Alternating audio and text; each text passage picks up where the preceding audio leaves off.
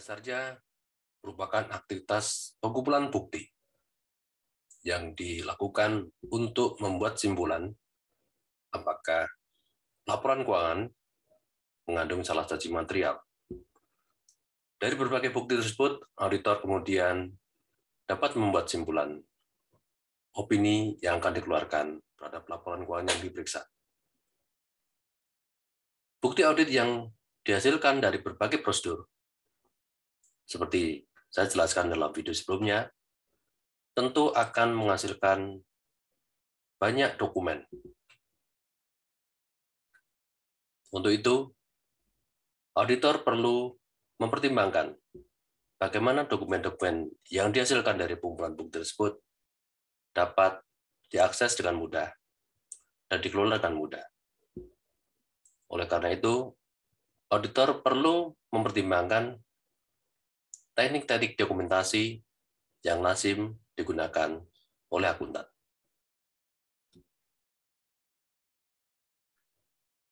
Hal yang berkaitan dengan dokumentasi audit diatur secara jelas dalam Standar Audit nomor 230 dalam SPAP atau Standar Profesional Akuntan Publik. Di sana dinyatakan bahwa dokumentasi audit adalah catatan prosedur audit yang dilakukan, bukti audit relevan yang diperoleh, dan simpulan yang dicapai oleh auditor. Nah, di sini dokumentasi audit itu menyediakan dua hal. Pertama, bukti sebagai dasar auditor untuk menyimpulkan pencapaian tujuan auditor secara keseluruhan. Kedua, bukti bahwa audit telah direncanakan dan dilaksanakan sesuai dengan standar audit dan ketentuan hukum dan peraturan yang berlaku. Dengan kata lain, dokumentasi itu sendiri merupakan bukti bahwa audit telah dilakukan sesuai dengan standar.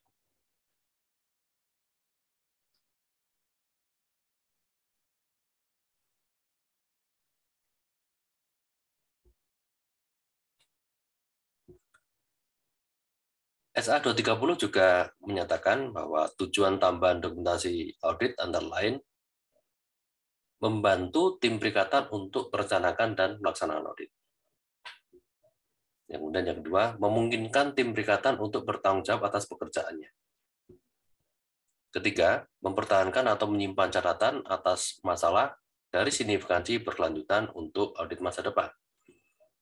Dan yang keempat, memungkinkan untuk melakukan inspeksi eksternal. Jadi 4 tujuan ini merupakan hal yang ingin dicapai dengan dokumentasi audit.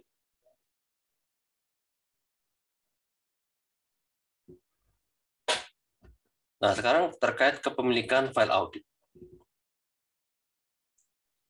Standar audit menyatakan bahwa dokumentasi yang disiapkan selama perikatan, termasuk jadwal yang disiapkan oleh klien untuk auditor, adalah milik auditor.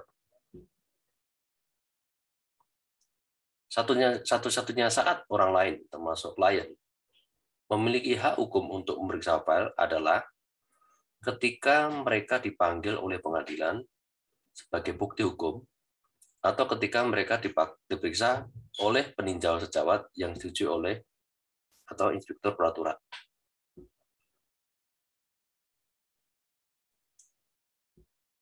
Pada penyelesaian perikatan, file audit disimpan di tempat CPA atau di kantor akuntan untuk referensi di masa mendatang dan untuk mematuhi standar audit yang terkait dengan penyimpanan dokumen.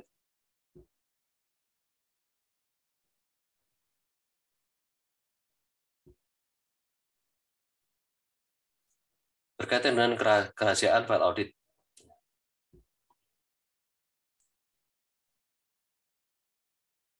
kebutuhan untuk menjaga hubungan rahasia dengan klien dinyatakan dalam Kode Etik Profesional Akuntan Publik, terutama pada 5 prinsip dasar untuk anggota yang berkaitan dengan kerahasiaan. Di sana diatur bahwa akuntan itu harus menjaga kerahasiaan informasi yang diperoleh dari hasil hubungan profesional dan bisnis. Selama audit, auditor memperoleh sejumlah besar informasi yang bersifat rahasia, termasuk gaji pejabat, harga pokok, rencana peningkatan, dan data biaya produk. Nah, jika auditor membocorkan informasi ini pada orang luar atau klien yang telah ditolak aksesnya, hubungan mereka dengan manajemen akan sangat tegang tentunya, karena memang sebenarnya dilarang di sini. Selain itu, memiliki akses ke file audit akan memberi karyawan kesempatan untuk mengubah file. Sehingga untuk alasan ini, pemeliharaan atau perawatan harus dilakukan untuk menjaga file audit setiap saat. Ini mengartikan bahwa file audit itu bersifat rahasia.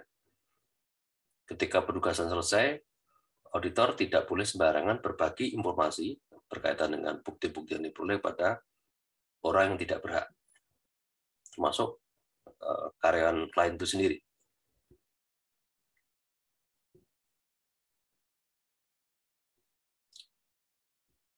Nah, oleh karena itu, ada kewajiban bagi auditor untuk menyimpan dokumentasi audit itu dengan benar. Nah, terkait dengan file auditnya, auditor diminta untuk mengumpulkan file audit akhir dalam waktu 60 hari setelah tanggal laporan auditor. Lalu berkaitan dengan penyimpanan file audit akhir, auditor harus menyimpan kertas kerja ini selama 7 tahun. Ada peraturannya, sejak tanggal laporan auditor.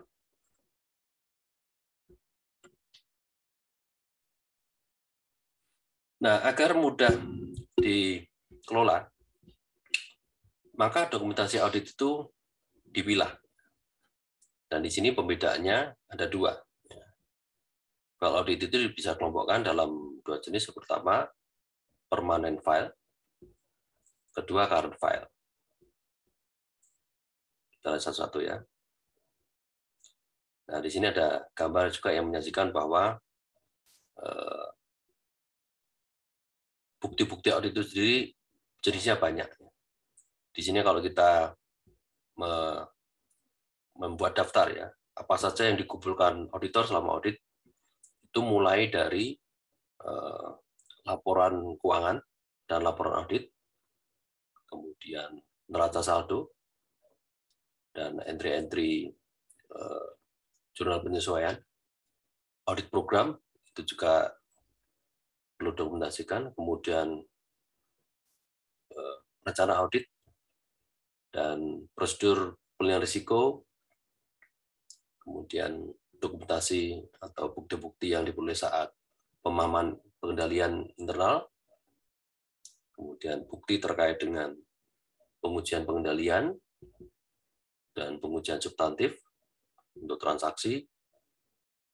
Terus kemudian ada juga pengujian terinci, misalnya atas aset, pengujian terinci untuk utang dan modal, kemudian untuk dokumentasi terkait penyelesaian audit, dan kewajiban-kewajiban kontingensi, dan yang terakhir permanent file.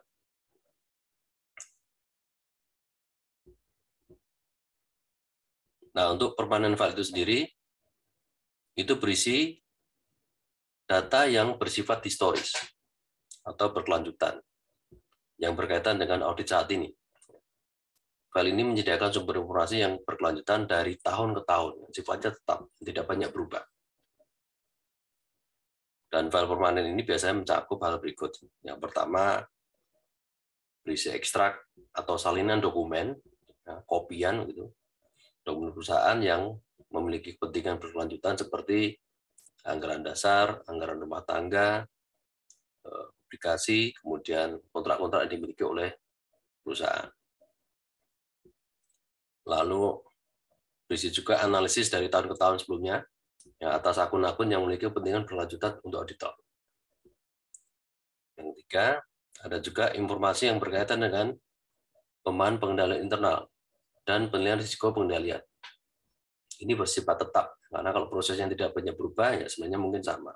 Ya, maka ini perlu didokumentasikan dalam permanent file. Lalu ada juga hasil prosedur analitis ya dari audit tahun-tahun sebelumnya.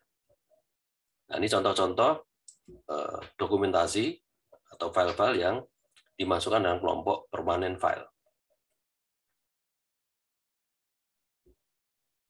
Nah, untuk current file atau file saat ini, itu mencakup semua dokumentasi audit yang berlaku untuk tahun yang diaudit. Jadi kalau audit 2020 gitu misalnya, berarti semua hal yang dikumpulkan berkaitan dengan audit di 2020 itu masuk current file. Jadi pada akhirnya auditor akan memiliki satu set permanent file untuk klien dan satu set file saat ini atau current file untuk audit setiap tahun. Nah, jadi informasi yang masuk dalam permanent file itu pertama program audit. Program audit dijalankan untuk audit tahun ini. Kemudian neraca percobaan atau working trial balance. Lalu jurnal-jurnal penyesuaian atau adjusting entries. Lalu supporting schedules. Di dalamnya ada analisis, prosedur analitis substantif, ringkasan prosedur audit, kemudian hasil rekonsiliasi, dan lain sebagainya. Nah, itu dua tadi adalah pengelompokan jenis-jenis dokumentasi auditnya. Permanent file dan current file.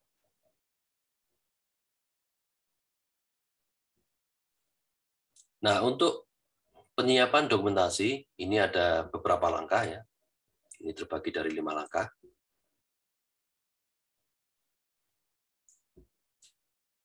Nah, yang pertama, setiap file audit harus diidentifikasi dengan benar, dengan informasi seperti nama klien, periode yang cakup, deskripsi konten, inisial pembuat, tanggal persiapan, dan kode indeks. Nanti saya tunjukkan contohnya seperti apa. Jadi, yang pertama mengatur soal identifikasi. Yang kedua, dokumentasi audit harus diindeks dan dirujuk silang untuk membantu perorganisasian dan pengarsipaan. Kenapa ini dilakukan? Ya, tadi, karena dokumen itu sangat banyak. Oleh karena itu harus diatur sedemikian rupa dengan cara pembuatan indeks. Nah, indeks ini menunjukkan file-file yang berkaitan, saling berkaitan. Nanti saya juga perhatikan contohnya seperti apa. Nah, di sini ada 2 ya. Ada 2 kelompok ini soal dokumentasi ini. Ada namanya main schedule dan supporting schedule.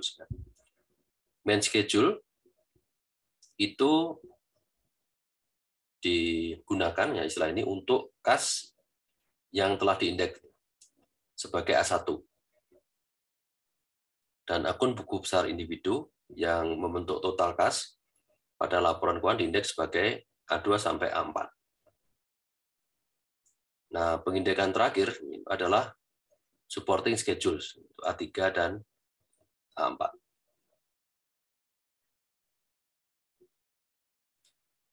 Yang ketiga, dokumentasi audit yang lengkap harus secara jelas menunjukkan pekerjaan audit dilakukan. Yang dilakukan apa? Jadi, di samping tadi ada identitasnya, dokumentasi itu juga harus mencerminkan ini pekerjaan apa, harus tampak juga di situ informasi. Dan hal ini dicapai dengan 3 cara. Yang pertama dengan pernyataan tertulis ya, dalam bentuk memorandum. Atau yang kedua, dengan menginisialisasi prosedur audit dalam program audit. Dan yang ketiga, dengan notasi langsung pada schedule-nya. Notasi pada schedule ini dilakukan dengan menggunakan tanda centang. Nah, ini soal aturan main saja ya, untuk memudahkan komunikasi nanti. Yang merupakan simbol yang berkaitan dengan detail pada badan schedule. Nanti ada contohnya. Notasi ini harus dijelaskan dengan jelas di bagian bawah schedule. Jadi tanda-tanda yang digunakan itu harus dijelaskan maknanya apa. Yang keempat, dokumentasi audit harus mencakup informasi yang cukup ya untuk memenuhi tujuan yang dirancang. Untuk mempersiapkan dokumentasi audit dengan benar, auditor harus mengetahui tujuannya.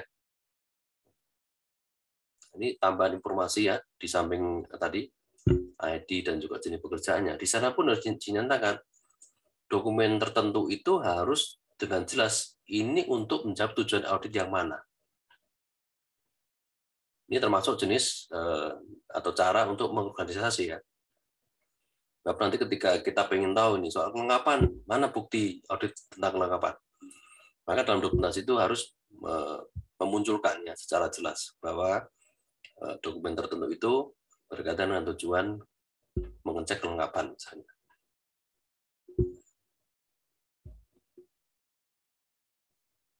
Nah, di sini ada contoh juga, misalnya jika suatu schedule dirancang untuk mencantumkan rincian dan menunjukkan verifikasi dukungan akun neraca, seperti asuransi dibayar di muka, rincian pada schedule tersebut harus disesuaikan dengan neraca saldonya. Kemudian yang kelima, terkait simpulannya, kesimpulan yang dicapai tentang segmen audit yang sedang dipertimbangkan harus dinyatakan dengan jelas. Sekarang mari kita lihat contohnya.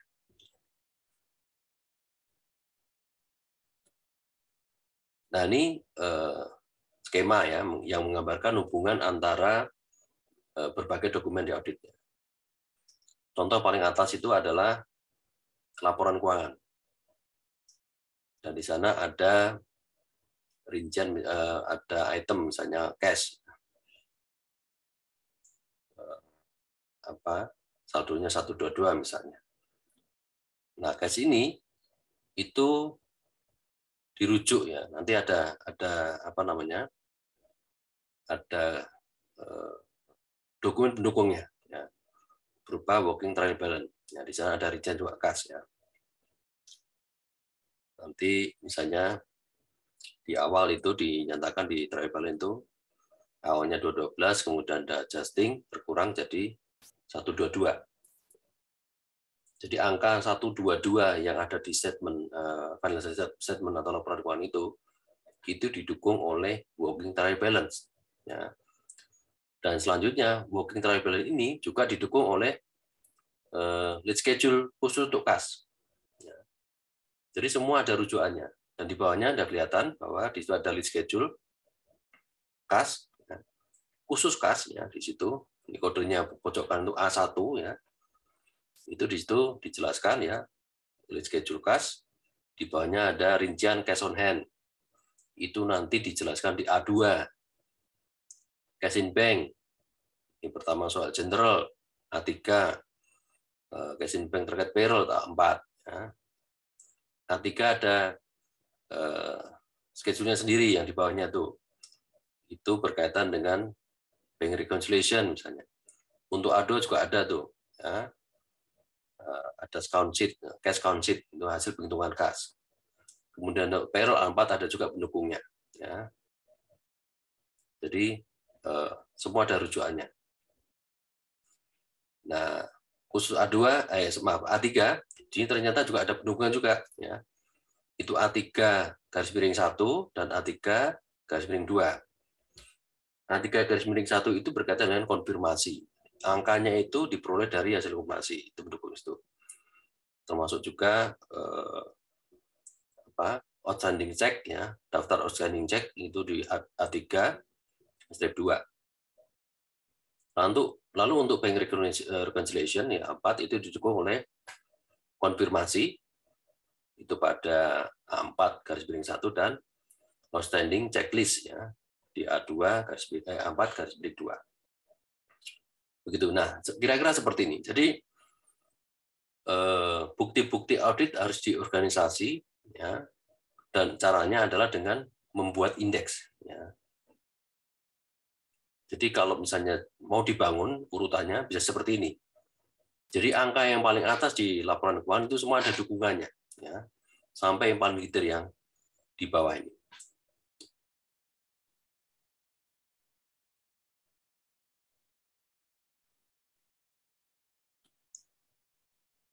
Nah, ini contoh ya karakteristik dari dokumentasi audit yang benar nih. Nah, di sini ada, Anda lihat di bagian atas itu ada client name siapa, ya, kemudian audit areanya, terus balance sheet date-nya kapan, terus nama schedule-nya, ya, penyiapnya siapa, pembuatnya siapa, tanggal berapa. Ya. Dan ini identifikasi yang tadi dimaksud di langkah 1 ya, terkait cara dokumentasi.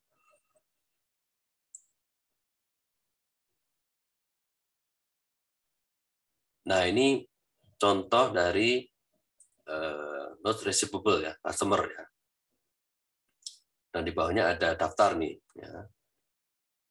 Ada customer names ya, di situ schedule-nya. Kemudian ada juga kolom yang mencatatkan mengenai rate-nya berapa, kemudian tanggal pengeluaran, terus maturity date, ya, free amount, face amount maksudnya, ini nilainya berapa, dan kemudian apa namanya bunganya berapa. Nah, di sini ada tanda-tanda ya, tanda silang, ya, kemudian ada tanda P, tanda apa namanya itu kurung, nah di sini. Nah, di bawahnya ada penjelasan, ya. Tanda silang itu menjelaskan bahwa itu adalah menunjukkan bahwa itu sesuai dengan jumlah interest rate, apa namanya, tanggal pengeluaran dan maturity jatuh tempo ya, untuk not reachable dokumen. Sudah sesuai semua dari sejak ini. Kemudian yang P itu berkaitan dengan positive confirmation. Dan sudah ditandanya berarti kalau di P itu tandanya sudah dikonfirmasi. Jadi di sini keterangannya juga menunjukkan bahwa tidak ada exception, tidak ada pengecualian di situ.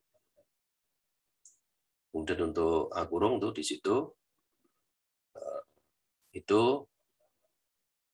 untuk menyatakan bahwa hal itu sudah dihitung kembali ya, dihitung kembali dan tidak ada kesalahan. F ini ada keterangan mengenai footed atau berarti sudah dijumlah ke bawah. Itu ditunjukkan di apa namanya, di bagian jumlahnya di bawah tuh ya. Kemudian T garis miring B itu sudah sesuai dengan trial balance. Nah, itu ada bahannya. Lalu di bawah, paling bawah itu ada simpulannya bahwa not receivable balance pada tanggal 30 November 2016 itu appears fairly stated. Di auditor menyatakan ini oke lah, ya, tidak ada salah satu material. Jadi sudah disajikan secara wajar ya. Kemudian the collectivity of all notes was discussed with the control. Jadi kolektivitasnya juga sudah disesuaikan dengan controller ya. Nah, kemudian dalam konversasi mereka atau diskusi mereka itu auditor menyimpulkan bahwa semua dapat ditagih, ya, tidak ada permasalahan. Jadi menurut pendapat auditor di situ tidak ada penyisian untuk kerugian, ya, karena mungkin tidak tertagih. Dan di bawahnya ada inisial ini ya, inisial auditornya. Nah, kira-kira seperti ini rupa dokumentasi audit yang harus nampak ya dalam bukti-bukti audit yang dikumpulkan oleh auditor. Dan ini kebetulan contohnya ini hasil analisis mengenai not traceable. Ya. Kira-kira demikian.